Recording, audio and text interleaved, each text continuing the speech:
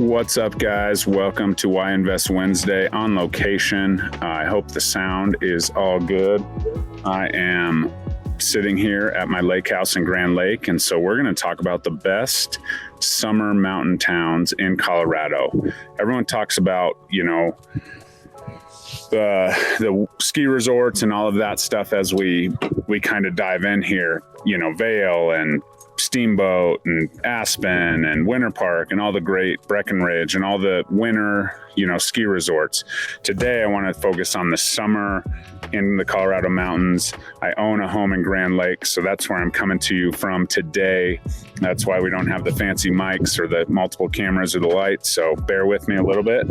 But as always, like, comment, subscribe. Living in the Denver suburbs, this is absolutely my favorite time to be a Colorado resident, and we're going to dive into it. So let's get on with it. So first things first, Grand Lake is absolutely one of my favorite spots in the Colorado area, just 2 hours from Denver.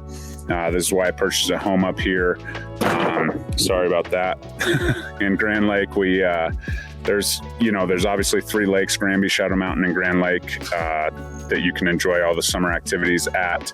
But then you have the town of Grand Lake that's absolutely, on fire and electric in the summer. Make sure that you hit the 4th of July fireworks, as that's something to be noted for sure. And so we definitely love Grand Lake. We love it up here.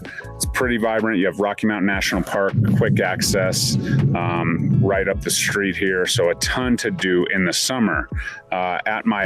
From my home in Grand Lake, it's about 30 minutes to Granby Ranch, which is a smaller ski resort, and about 45 minutes to Winter Park.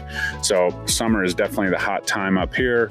Camping and fishing and boating and all the things that you can do on the water. Absolutely one of the prime spots in Colorado for the summer. I'm not a skier, so that's why I'm here. Next, we're going to move on to Leadville. Leadville's an interesting little town, one of the highest elevation towns in Colorado. Great shops there, great restaurants and bars. Lots to do. They know they have a marathon up there and all kinds of 5Ks and stuff because of the elevation. It's definitely a place to challenge yourself there. I know that they did Camp Hale up there. They did a ton of military training in the Vietnam era so that the soldiers could get used to training at altitude outside of their not Red Mountain Pass, up on the hill, Taylor Lake or Panda Lakes and all of that. So absolutely something to check out in Leadville. One of my favorite spots in Leadville, or just outside of Leadville, is Turquoise Lake. This is a non-motorized lake. I see some of the very best amateur photography taking place here, campgrounds and all the things, but great to get your paddleboard out there and definitely enjoy that. So that's Leadville, something a little bit of a sleeper. Leadville is just above Breckenridge, Keystone, and those more winter areas as we go.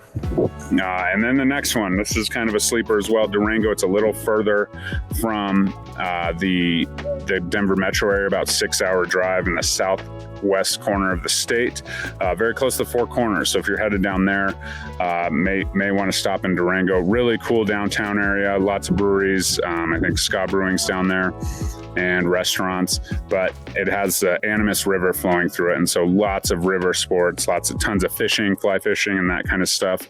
Durango is just down the road from Purgatory, which is the ski resort in that area, but just a ton to do out there outdoors around the Durango area. So Durango is always one of my favorite places. I went down there, road tripping, family, when I was younger, and we did the whole thing. So on the way down there, you have Telluride, you have Mesa Verde, and then just beyond Durango, you have the Four Corners. So definitely a summer spot that you can definitely maybe check out if you're in the area, you're making a road trip, through the area from the Grand Canyon or whatever.